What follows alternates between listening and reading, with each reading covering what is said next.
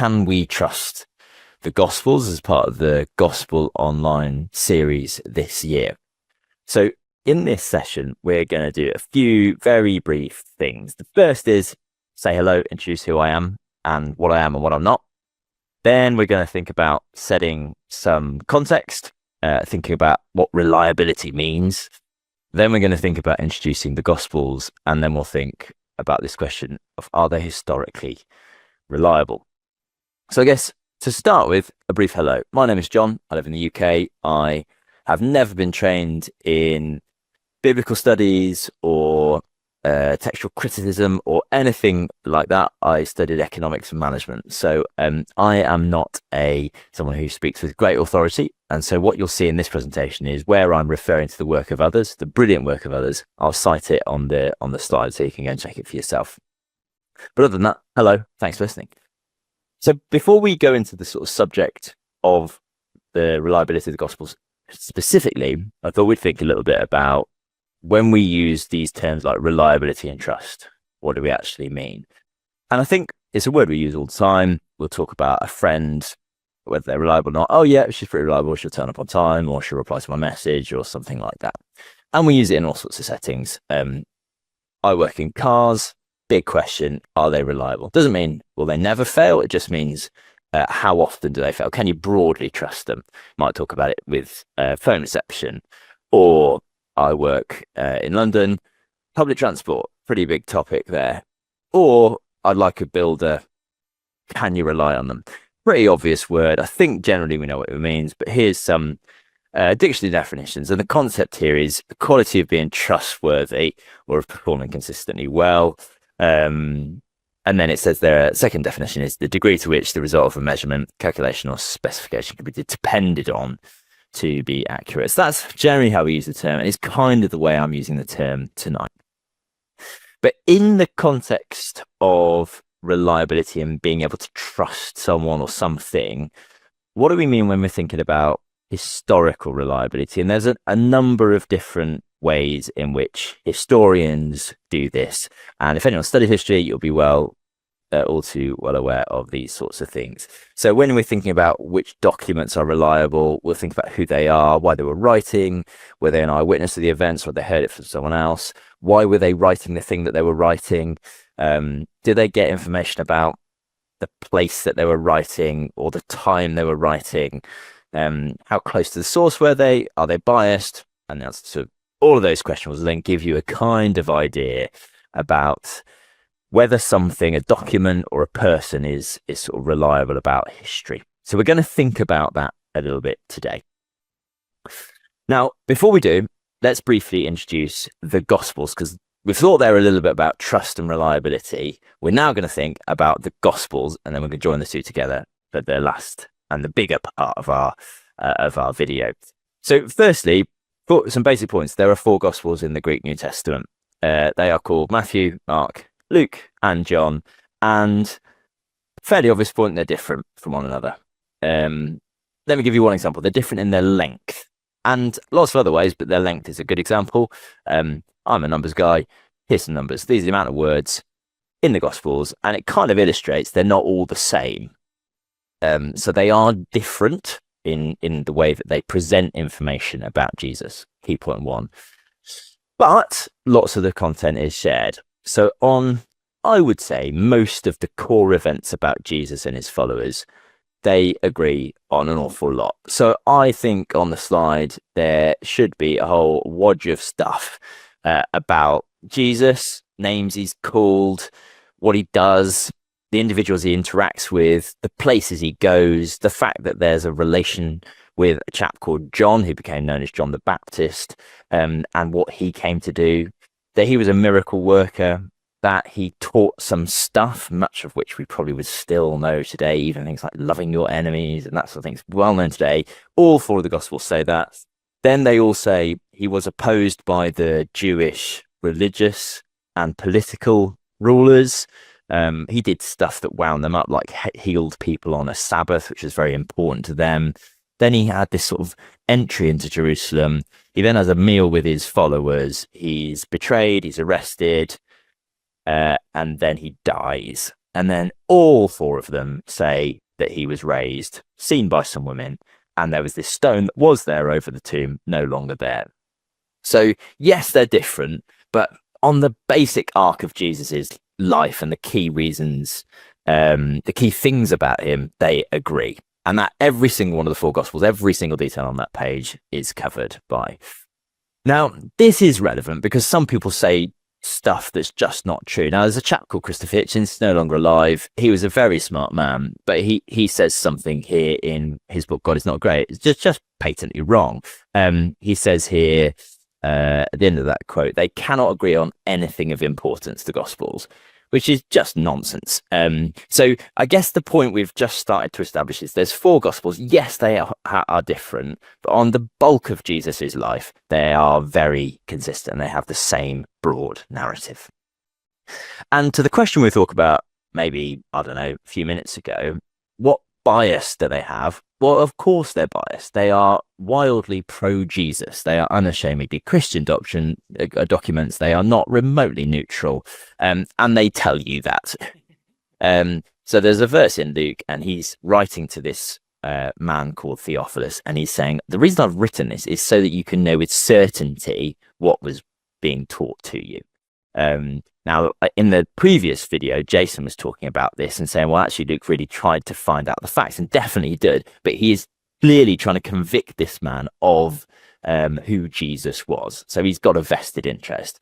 John's probably even clearer, and he says that he's written the document so that people would believe that Jesus is the Messiah, a sort of Jewish savior figure and the Son of God. So, and by believing you may have life in his name. So there is no question these documents are biased, much, I would argue, like pretty much any document you read. And then a few other facts just before we get into the meat of the topic. The Gospels, no surprise, they're not like 21st century biographies, even if that was a sort of a genre of thing. And if you've ever read political biographies, they do differ in the way they do them. So it's not like we've got something that's all the same now and it's different then, but they're definitely not what we would see today. So I guess the reason for laying these out is I just think some of that's quite helpful framing. There are these four books. There's not one book. They were written in Greek. We read them in an English translation. They claim to be based on earlier sources even than the written documents themselves. They're largely about a Jew called Jesus and his followers. They describe events in Roman Palestine. So that is a primer on the Gospels in 5 minutes or so as I've rattled through that. So the question really is, fair enough, yeah, got that. But are they actually reliable according to what you might expect for a first century document? And let's just check ourselves here. They're not 21st century documents, so we probably can't hold them to the standard that you'd expect from 21st century biography. So that leads us on to this question of, are the Gospels historically reliable? Okay, so we've thought about reliability. That's this concept of trust. Can you trust something? We've thought a bit about historical reliability, and then we briefly introduced these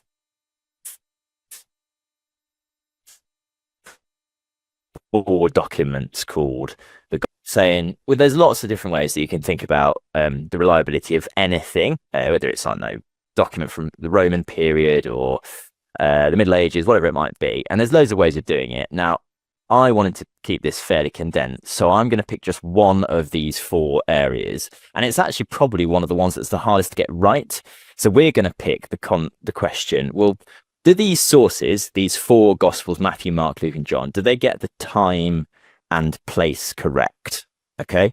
And is it corroborated by other sources? So that's the question I'm going to focus on. Now, in later videos, we'll cover lots of the other questions on this, but I thought before we sort of go into all of those details, we'd sort of zoom out and go, well, if they can tackle that question, it kind of gives you reason to give them a fighting chance.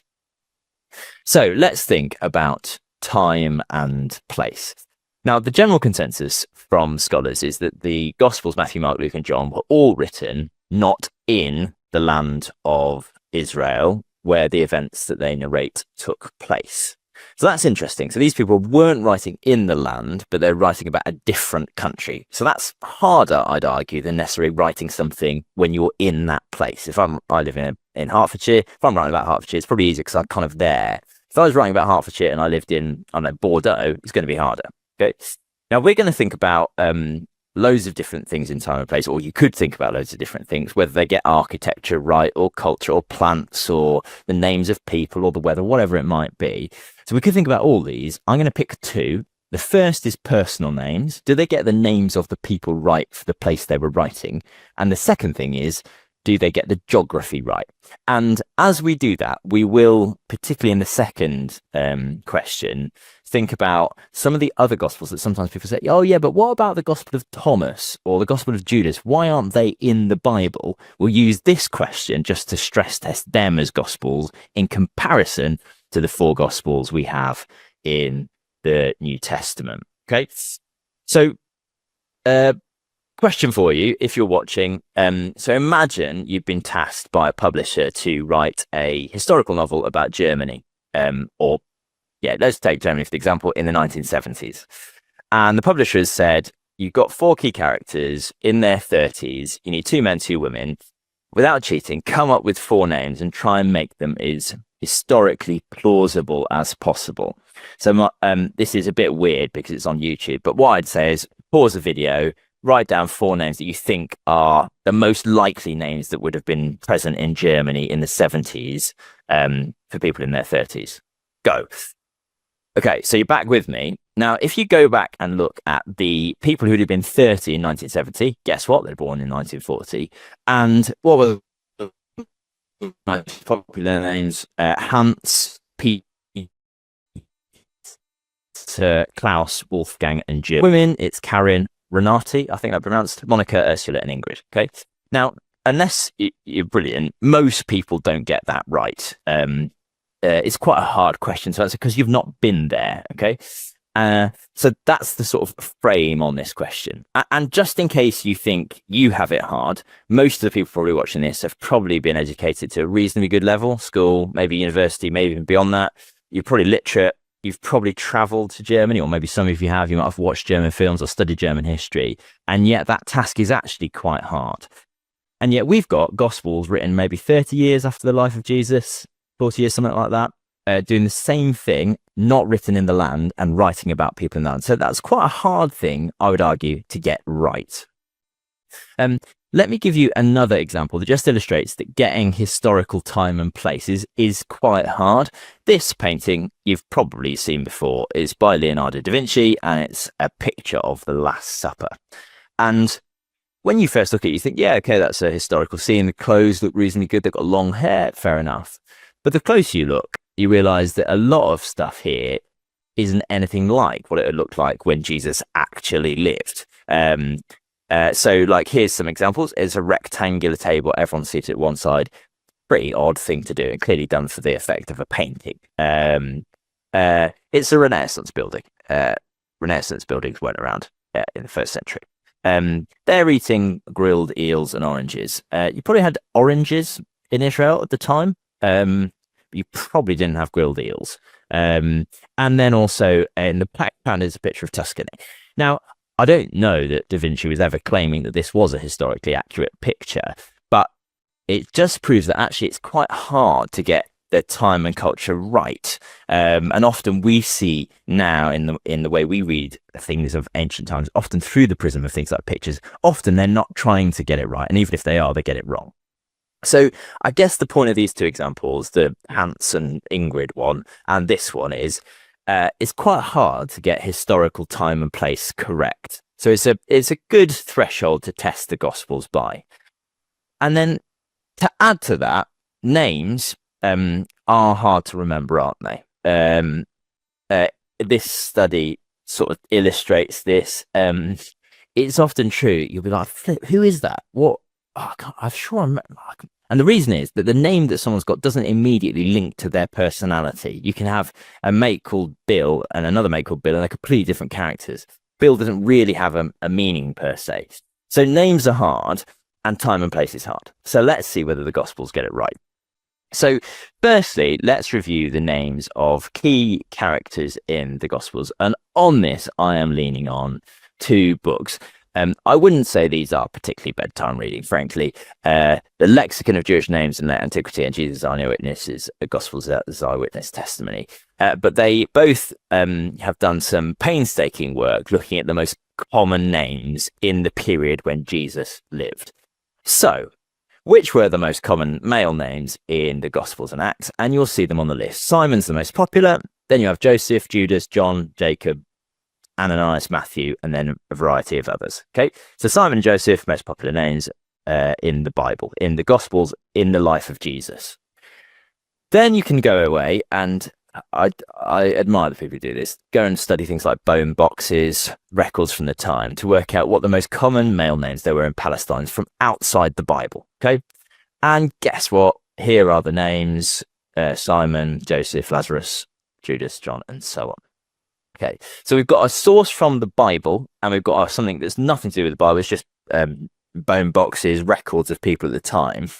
And what you see is actually there's some quite close similarities between the sort of popularity of names we see in the Gospel and Acts and what we see from something from outside the Bible. Okay.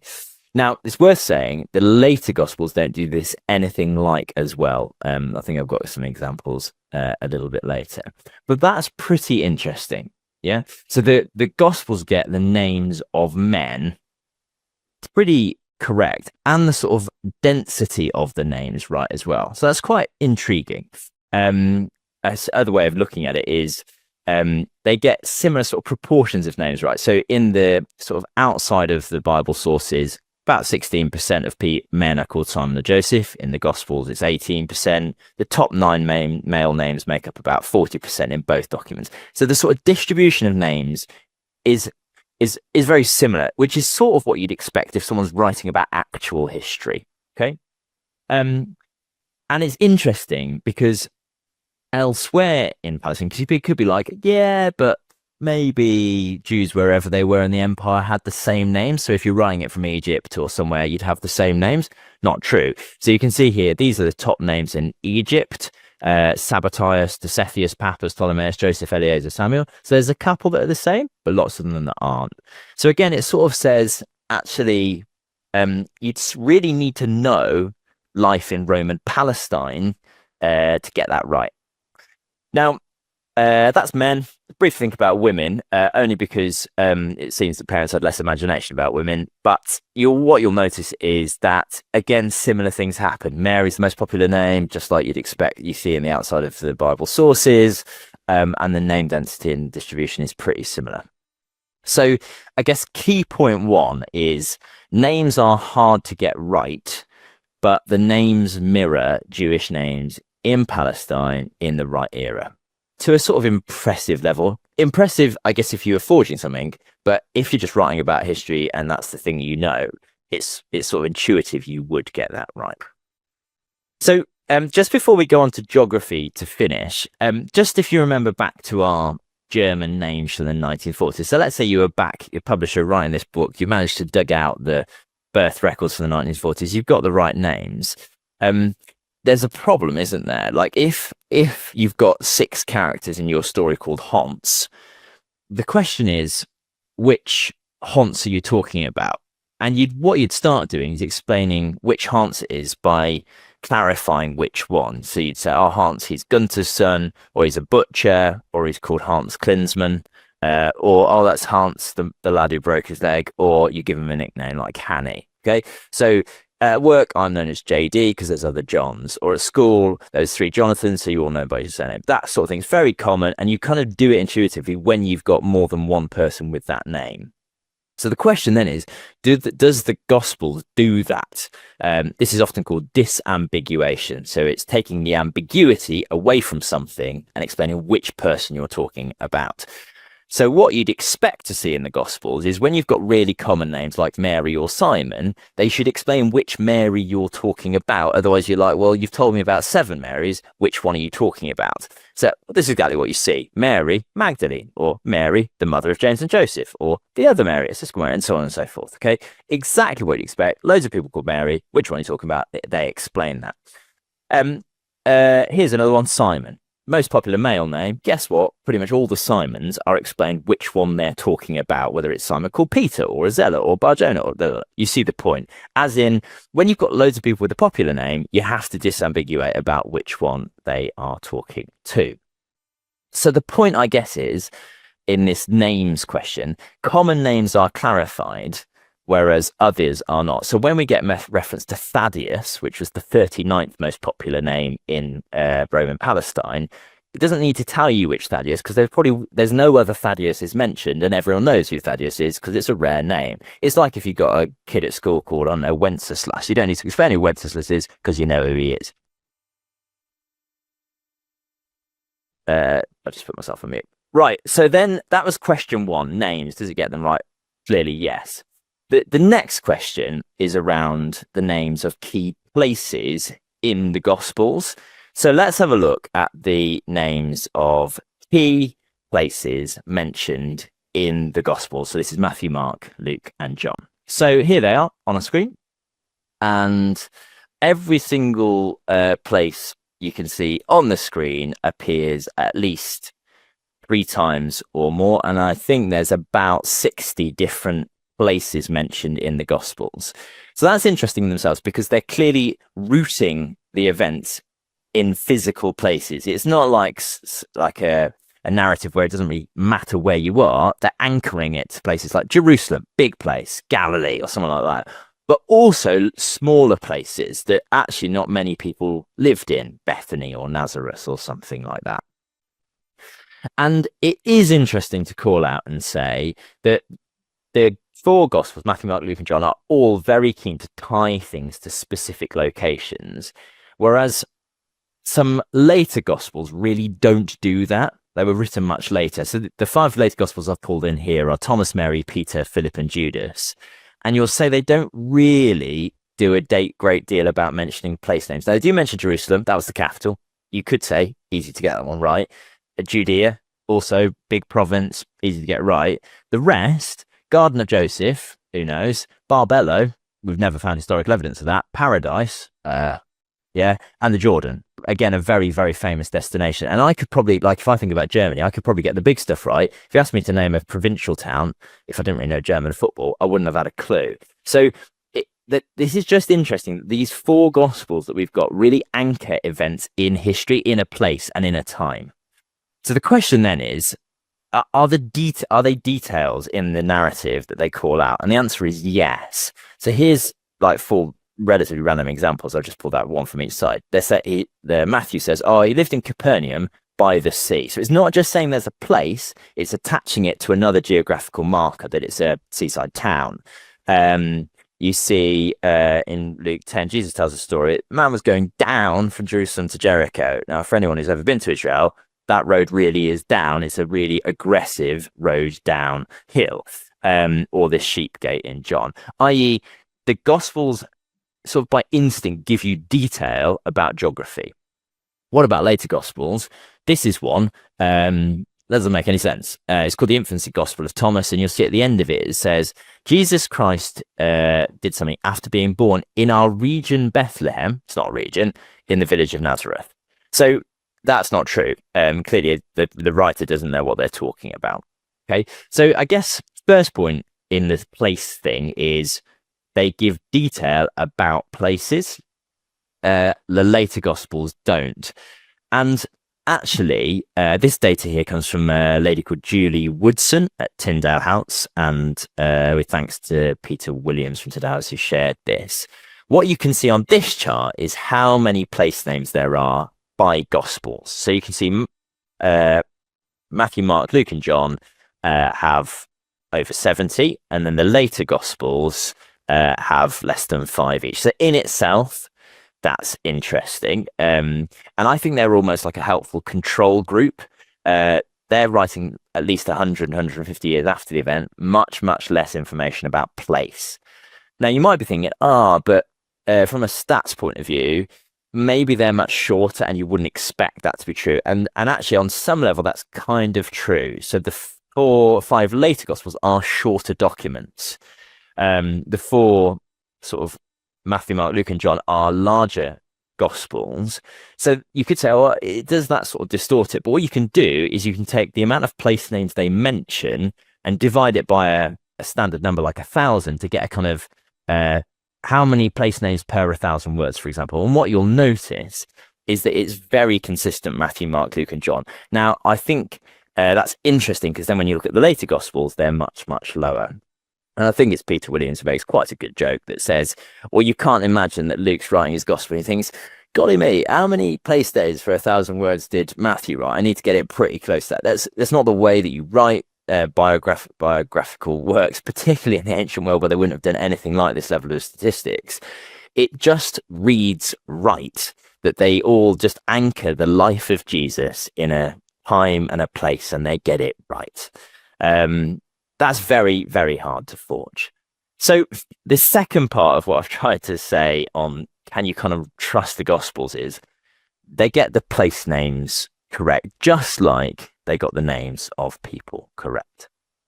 So to summarize, and I've whipped through that, but hopefully it gives an interesting argument about the Gospels. Now, there's loads of stuff we haven't talked about, unashamedly. We haven't talked about other non-Christian historical sources like Tacitus and others. We haven't looked at loads of other things on the historical reliability slide we referenced. They will come in time. We haven't looked at how the Gospels have been transmitted to us. They're originally written in Greek. We've now got them in English. How did that happen? There's some bits of the Gospels that I don't think were original. So bits of the New Testament, if you read a Bible today, a King James Bible, there's bits there I don't think were actually in the original documents written. Doesn't just massively impact anything, frankly, but we haven't talked about it. And we haven't looked for sort of transparency about details where some detail in the Gospel seems to clash with another ancient source.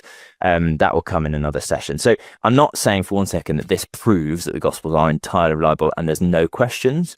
But what I have tried to build, the other thing I haven't talked about is contradictions between the Gospels. I'm sure that will come up in another session. But what I have tried to make the claim is, let's think about reliability and let's think about the Gospels and give them a simple test on place and time. And we've thought there's 4 books, not one. That's interesting. So if there's just one, that's a sort of different play. There's 4 things, and they're all making pretty consistent claims about the life of Jesus. They were written in Greek and they claim to be based on earlier sources. And as I covered in that slide and where I sort of critiquing the argument that Hitchens made, they are largely about this Jew called Jesus and his followers, and they describe events in Rome and Palestine. And they all agree on pretty much the main stuff of importance in Jesus's life. And I guess the key point I've been making tonight is they get something right that's actually really hard to get right. And I kind of used the example of Germany in the 1970s and the Da Vinci painting to say, actually, if we have to try and think about stuff and get history right and the names and the places right, it's pretty hard. And yet they get the names of people right to a sort of really impressive level, which probably implies they knew what they were talking about. And they get, when you've got really common names, they clarify which person you're talking about. Again, that's not something I think you'd necessarily do unless you'd lived there or you'd had eyewitness accounts that you could rely on. And then we thought about places and how they often root these narratives in real places, and they give context like, oh, Capernaum by the sea, or that sort of detail. And so I think they then are helpful in revealing Jesus. Now, I believe as a follower of Jesus that he is the foundation of my faith. And I have loads of reasons to think that, particularly the resurrection of Jesus. But I guess what I've tried to do for the last sort of half an hour is just give you a couple of reasons why actually, so that question of can I sort of trust the Gospels? Can I use them as a source to tell me something about Jesus? One argument is, well, yeah, have a look at the time and place. They do get that pretty bob on. So maybe if you're someone who's thinking, oh, I don't know if I can trust all this, it might just challenge that notion a little and open something like a Gospel of Mark, start reading and be confident. They're certainly telling you something that historically happened. And then you've got to think, wrestle with, well, who was this Jesus? And is it someone I can place my trust in? Hope that makes sense. And any questions, add them into the comments and I'll try and come back to it over the coming weeks. Otherwise, thanks a lot.